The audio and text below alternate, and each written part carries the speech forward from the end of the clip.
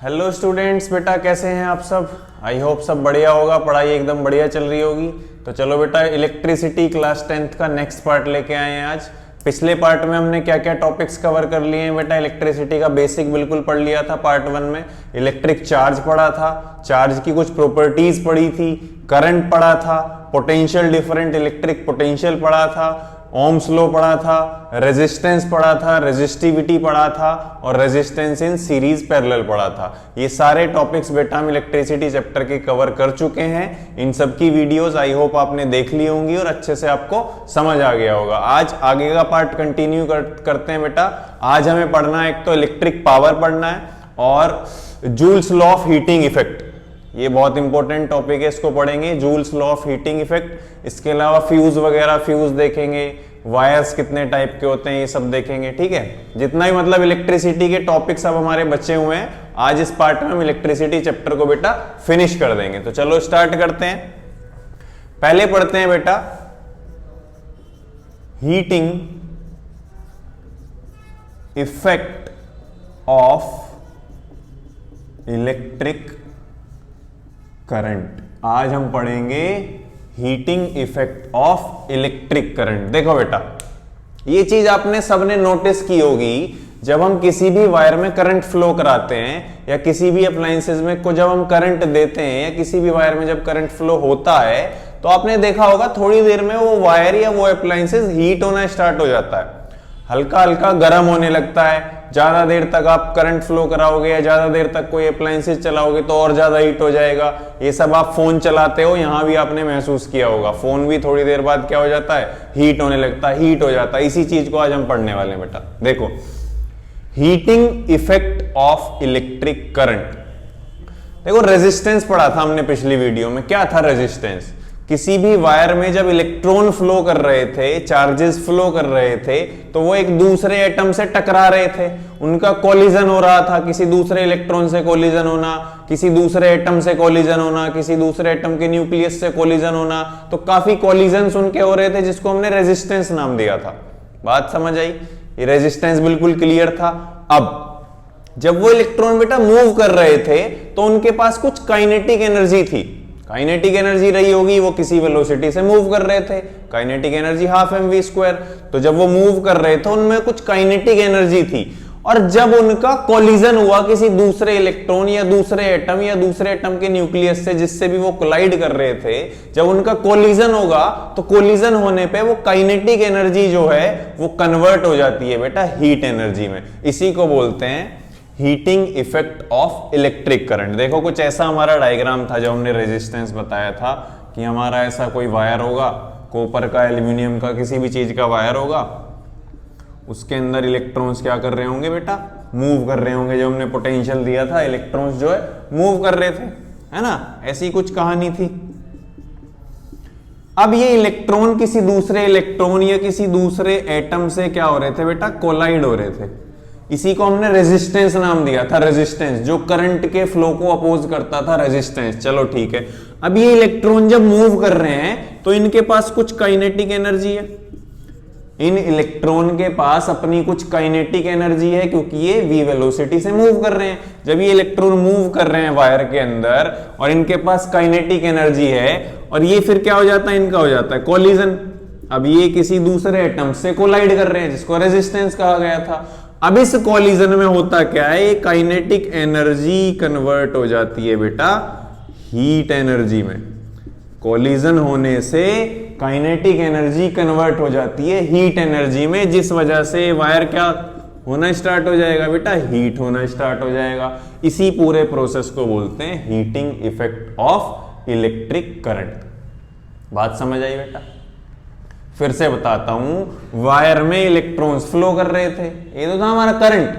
Wire में electrons flow कर रहे थे, तो रेजिस्टेंस क्या था, वो इलेक्ट्रॉन एटम से जब कोलाइड कर रहे थे अदर एटम से, वो रेजिस्टेंस था। तो जब कोलाइड करेंगे तो वो अपनी काइनेटिक एनर्जी को कन्वर्ट कर रहे होंगे, यानी कोलाइड होने पर उनकी काइनेटिक एनर्जी कन्वर्ट हो रही होगी बेटा हीट एनर्जी में। इसी प्रोसेस को heating effect of electric current बोलते हैं। किसी भी वायर में, किसी भी अप्लायंसेस में आप करंट फ्लो कराओगे, करंट दोगे तो वो हीट होना स्टार्ट हो जाता है ड्यू टू कोलिजन। कोलिजन की वजह से वो काइनेटिक एनर्जी उनकी कन्वर्ट हो जाती है बेटा हीट एनर्जी में। इसी वजह से आपने देखा होगा किसी वायर में हम कोई करंट फ्लो कराएं तो थोड़ी देर बाद वो वायर हीट होना स्टार्ट हो जाएगा, गर्म होना स्टार्ट हो जाएगा। ये प्रैक्टिकली हम सब ने महसूस किया है। ठीक है बेटा, समझ आई heating effect of electric current के पीछे क्या कहानी है। चलो अब इसका एक फॉर्मूला है बहुत बढ़िया सा, Joule's law of heating effect है, Joule's law of heating effect बोला जाता है इसको। इससे एक फॉर्मूला ड्राइव होकर आता है H is equals to I square R T. ये आपने बुक में भी देखा होगा। चलो इस फॉर्मूले को प्रूफ करते हैं। देखो हीटिंग इफेक्ट, देखो हीटिंग क्या है यहाँ, हीटिंग का मतलब है काइनेटिक एनर्जी किस एनर्जी में कन्वर्ट हो रही है, हीट एनर्जी में कन्वर्ट हो रही है। किस एनर्जी में, हीट एनर्जी में कन्वर्ट हो रही है। हीट एनर्जी H कह लो या E कह लो, E for energy, H for heat energy, ये है तो वर्क के इक्वली। 9th क्लास में वर्क चैप्टर पढ़ा था, वर्क और एनर्जी एक ही चीज थी। वर्क निकालते थे, पोटेंशियल एनर्जी होती थी, याद करो। तो यहां भी तो हमारी एनर्जी क्या है, वर्क ही है। अब चलो एनर्जी वर्क है ये तो बात हम जानते हैं पहले से ही। अब याद करो हमारे पास एक फॉर्मूला था पोटेंशियल डिफरेंस का, अगर किसी को याद हो तो बताओ जरा। पोटेंशियल डिफरेंस का हमारे पास फॉर्मूला था, पोटेंशियल डिफरेंस या इलेक्ट्रिक पोटेंशियल, पोटेंशियल का फॉर्मूला था हमारे पास वर्क डन बाय चार्ज। भाई हमें क्या चाहिए, हमें एनर्जी निकालने के लिए वर्क चाहिए। और वर्क याद करो पोटेंशियल के फॉर्मूले में आया था। पूरे चैप्टर में वर्क की बात सिर्फ पोटेंशियल के फॉर्मूले में हुई थी, तो वही फॉर्मूला हमने उठा लिया। हमें वर्क निकालना है ना, हमें एनर्जी चाहिए, हीट एनर्जी। हीट एनर्जी कहां से आएगी, वर्क डन से आएगी। और वर्क कहां आया था, पोटेंशियल के फॉर्मूले में आया था। तो यहां से इस फॉर्मूले को प्रूफ करने की स्टार्टिंग होती है पोटेंशियल डिफरेंस के फॉर्मूले से। Potential difference work done by charge. यहां से अगर मैं बोलूं वर्क कितना आया, वर्क आया potential into charge, cross multiplication. भाई वर्क की वैल्यू निकालनी है तो चार्ज डिवाइड में इधर जाके मल्टीप्लाई में चला जाएगा। वर्क कितना आया, पोटेंशियल इनटू चार्ज। चलो यहां तक भी कोई दिक्कत नहीं है, इक्वेशन नंबर 1। अब आपको याद है करंट का एक फॉर्मूला बनाया था हमने, formula of electric current. Electric current का एक फॉर्मूला था I is equals to Q by T. क्या था current, rate of flow of charge. Rate of flow of charge का मतलब I is equals to Q by T. तो यहां से अगर मैं बोलूं Q की वैल्यू क्या होगी, Q की वैल्यू होगी बेटा I into T. Current charge upon time, charge की वैल्यू अगर यहां से निकालें तो करंट इंटू टाइम, कोई दिक्कत। अब Q की ये वैल्यू आई टी उठा के पुट कर दो इक्वेशन नंबर 1 में। जो हमने इक्वेशन नंबर 1 बनाई थी उसमें Q की जगह क्या पुट करना है बेटा, आई टी पुट करना है। तो वर्क कितना आ गया, V इंटू आई टी, कोई दिक्कत। अब V क्या था, ओम्स लॉ के अकॉर्डिंग V था IR, V is equal to IR, यही था ओम्स लॉ। तो V की जगह IR पुट कर दो, IR into I T. I into I क्या हो जाएगा, I स्क्वायर। वर्क कितना आ गया, I स्क्वायर आर टी।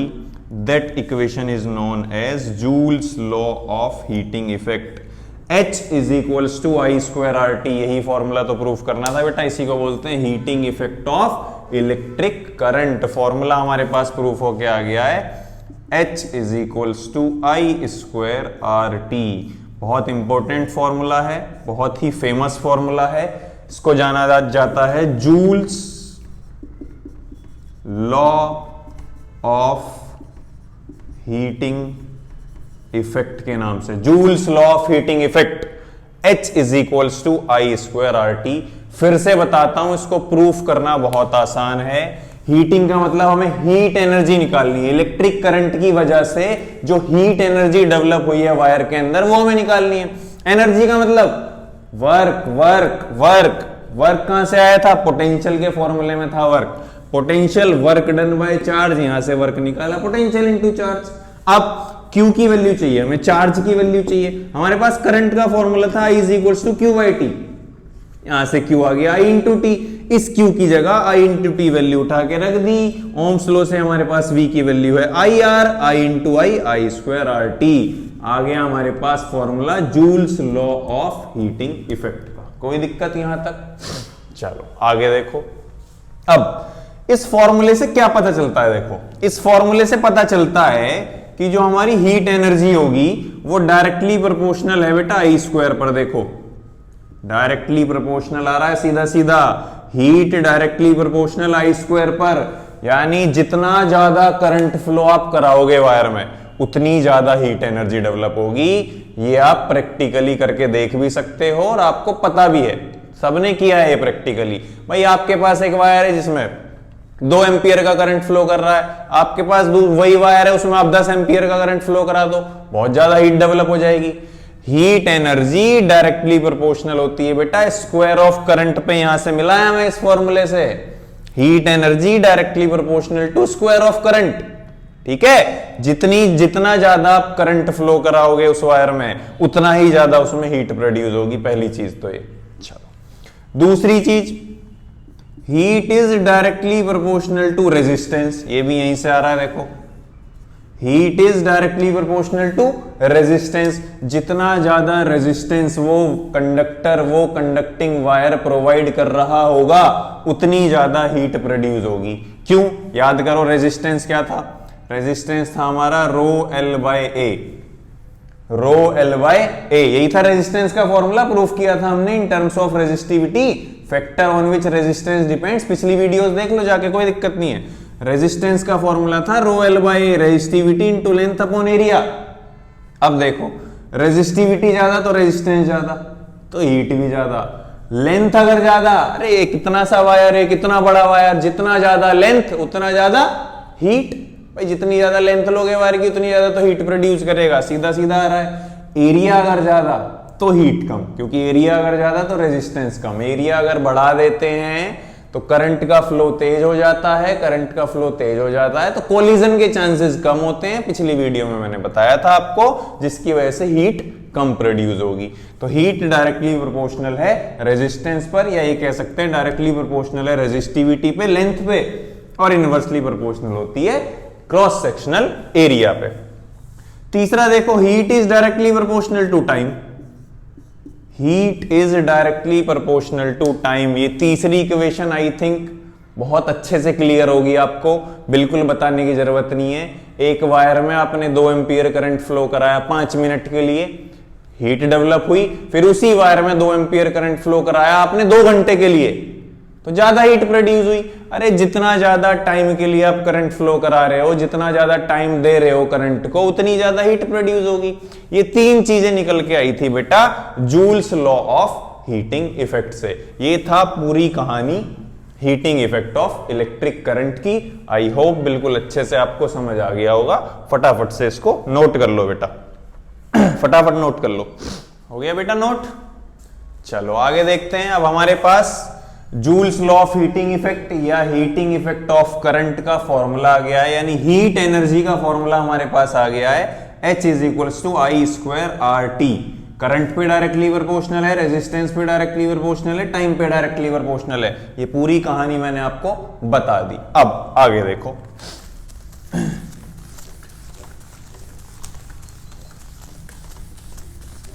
देखो बेटा फॉर्मूला हमारे पास प्रूफ होके आया है H is equals to I square R T. ठीक है, अब देखो अगर मैं बोलूं I को आप रिप्लेस कर दो ओम्स लॉ से, ओम्स लॉ से V is equals to I R होता है। यहां से अगर मैं बोलूं I की वैल्यू क्या होगी बेटा, V बाय आर होगी। तो I की वैल्यू आप V बाय आर यहां पुट कर दो इस इक्वेशन में, तो H क्या बनेगा बेटा, V square by R square into R into T.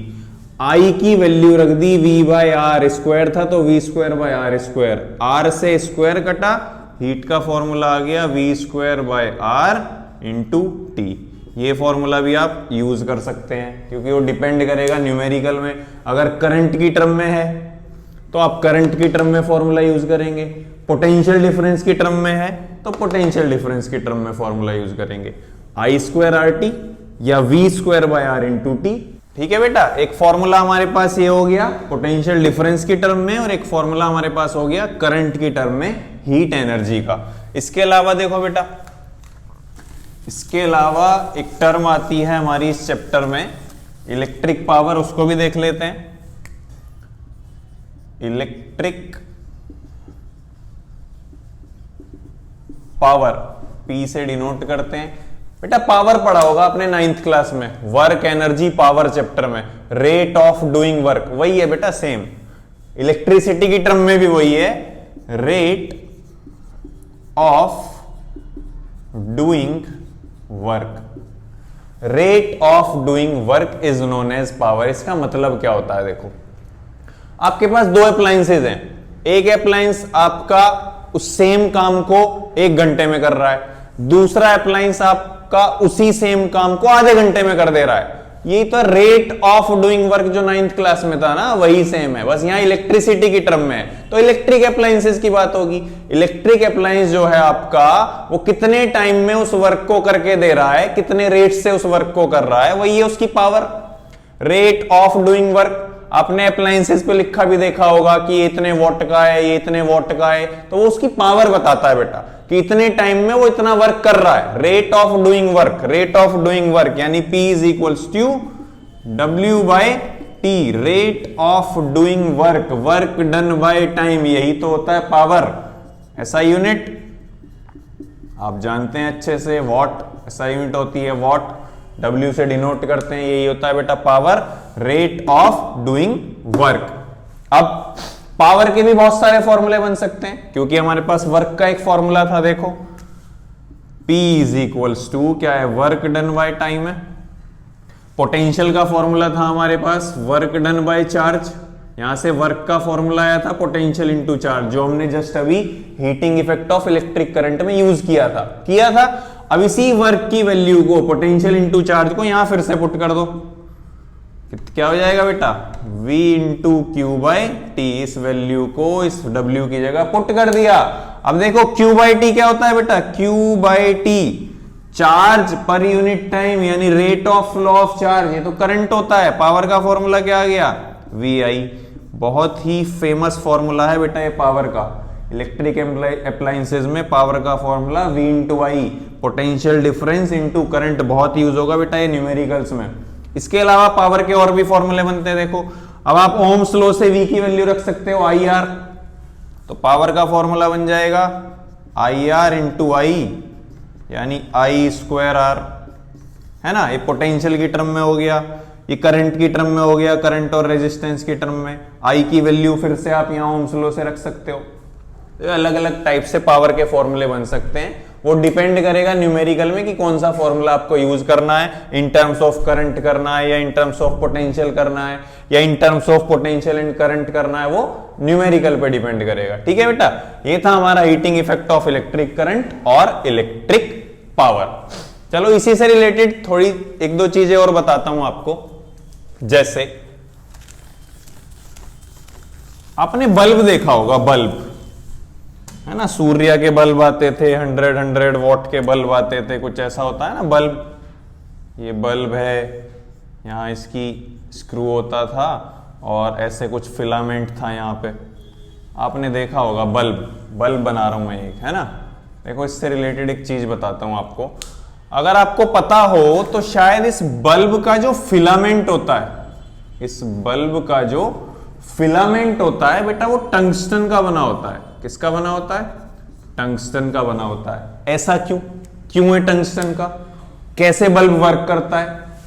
Bulb हमें क्या देता है, बल्ब हमें लाइट देता है, लाइट, और हम इसे क्या दे रहे हैं, हम इसे इलेक्ट्रिसिटी दे रहे हैं। देखो कुछ नहीं है, ये पूरा फिनोमिना है इसमें joules law of heating effect या हीटिंग इफेक्ट ऑफ करंट का। देखो टंगस्टन एक ऐसा मटेरियल है जिसका मेल्टिंग पॉइंट, टंगस्टन एक ऐसा मटेरियल है जिसका मेल्टिंग पॉइंट बेटा लगभग 3400 डिग्री सेल्सियस के आसपास होता है। जैसे 3380 होता है अप्रोक्सीमेटली मान लेते हैं 3400 डिग्री सेल्सियस, 3400 डिग्री सेल्सियस तक ये जाके मेल्ट होना स्टार्ट हो जाता है। बहुत ही हाई मेल्टिंग पॉइंट है। अब हम क्या देते हैं, इस फिलामेंट को करंट देते हैं, यानी इस बल्ब को हमने क्या दिया, इलेक्ट्रिक करंट की सप्लाई दी। इलेक्ट्रिक करंट की सप्लाई दी तो ये जो फिलामेंट है इसमें क्या प्रोड्यूस होगी बेटा, हीट प्रोड्यूस होगी। हीट प्रोड्यूस होगी, हीट प्रोड्यूस होगी तो वो क्या देगी हमें, हीट, वो हमें लाइट देगी। ये तो हमें चाहिए था भाई, बल्ब से हमें क्या चाहिए, बल्ब से हमें लाइट एनर्जी चाहिए, और लाइट एनर्जी हमेशा कहां से मिलती है, ज्यादातर केसेस में हीट से मिलती है। तो हमें लाइट चाहिए थी, तो हमें इस फिलामेंट में क्या बनाना था, हमें इस फिलामेंट में हीट एनर्जी बनानी थी, और वो हीट एनर्जी हमने किससे दी, करंट से। अभी तो पढ़ा heating effect of electric current. हमने इस फिलामेंट को करंट प्रोवाइड किया, करंट प्रोवाइड करते गए करते गए करते करते करते इसमें हीट एनर्जी प्रोड्यूस होती रही, कंटिन्यूअसली हम करंट प्रोवाइड कर रहे हैं, इसमें हीट एनर्जी प्रोड्यूस होती जा रही है, प्रोड्यूस होती जा रही है, उस हीट एनर्जी से प्रोड्यूस हो रही है लाइट एनर्जी। यही तो हमें बल्ब से चाहिए, ठीक है। इसके अलावा ये जो बल्ब है जो ग्लास का बना होता है, शेप हमारी पूरी ग्लास की होती है, इसके अंदर हम बेटा एक गैस भरते हैं जो कि होती है आर्गन गैस। इसको हम इसलिए फिल करते हैं क्योंकि फिलामेंट को अगर हम ओपनली ऐसे ही इलेक्ट्रिक करंट दे कि हीट बनाए तो वो कुछ सेकंड के लिए जलता है और फिर एकदम से उसमें आग लग जाती है। ऐसा इसलिए हो जाता है क्योंकि वो बेटा फिलामेंट जो हमारा बना हुआ है टंगस्टन का, वो ऑक्सीडाइज हो जाता है। अब ऑक्सीजन की प्रेजेंस में वो ऑक्सीडाइज हो जाता है, जिसकी वजह से हीट एनर्जी की वजह से वो जल जाता है। तो इसलिए हमें इसको कवर करना पड़ता है फिलामेंट को, और उस कवर के अंदर, ग्लास कवर के अंदर हमें भरनी होती है आर्गन गैस। आर्गन गैस को हम इसलिए भरते हैं क्योंकि यहां ये as a anti oxidizing agent की तरह काम करती है और फिलामेंट को ऑक्सीजन से दूर रखती है, जिससे ऑक्सीडेशन नहीं हो पाता और फिलामेंट हमारा सेव रहता है और हमें लाइट एनर्जी प्रोवाइड करता है। ये थी इलेक्ट्रिक बल्ब की कहानी। कोई दिक्कत? चलो एक दो चीजें और बता देते हैं, चैप्टर तो वैसे फिनिश हो चुका है। देखो इसके अलावा इस चैप्टर में आपको पढ़ने को मिल जाएगा फ्यूज। फ्यूज आपको पढ़ने को मिलेगा। फ्यूज आपने देखे भी होंगे अपने घर में। फ्यूज में क्या होता है बेटा, फ्यूज में हम एक ऐसा वायर यूज करते हैं, देखो इस टाइप का कुछ फ्यूज होता है ना। फ्यूज में हम एक वायर यूज करते हैं और वो वायर जो होता है बेटा, वो वायर लीड का बना हुआ होता है। किस मटेरियल का बना हुआ होता है, ये जो वायर है ये वायर लीड मटेरियल का बना होता है। अब लीड मटेरियल एक ऐसा मतलब मटेरियल है, होता क्या है देखो, हमारे घर में जो ज्यादातर सप्लाई जो आ रही है वो 220 वोल्ट, 50 हर्ट्ज ये सप्लाई आती है हमारे घर में। 220 वोल्ट, 50 हर्ट्ज की सप्लाई आती है। तो लेड वायर हम फ्यूज में इसलिए यूज करते हैं क्योंकि लेड वायर का मेल्टिंग पॉइंट बहुत कम है, बहुत जल्दी पिघल जाता है, बहुत जल्दी पिघल जाता है इन द सेंस, देखो 220 वोल्ट की सप्लाई अगर हमारे घर में आ रही है कोई दिक्कत नहीं है, आती रहेगी। हमारे घर में जो सप्लाई आ रही है वो फ्यूज वायर से होके जाएगी हमेशा। फ्यूज वायर आपने देखा होगा मीटर के आसपास जो हम बड़ा सा फ्यूज वायर लगाते हैं, आजकल एमसी भी चलने लगी हैं, उनका भी काम वही है, कट हो जाती हैं। पहले फ्यूज चलते थे। फ्यूज में क्या होता है, वायर जो लगा होता है वो लेड मटेरियल का होता है, इसका मेल्टिंग पॉइंट बहुत कम है। यानी अगर पीछे से कभी हाई करंट आए, हाई करंट हाई पोटेंशियल पीछे से अगर आ जाए तो ये मेल्ट हो जाता है, मेल्ट होके ब्रेक हो जाता है, टूट जाता है। टूट जाने की वजह से वो करंट आगे पास नहीं होता हमारे घर में, तो हमारे घर के सारे अप्लायंसेस सेव हो जाते हैं। फ्यूज का काम है घर के अप्लायंसेस को सेव रखना।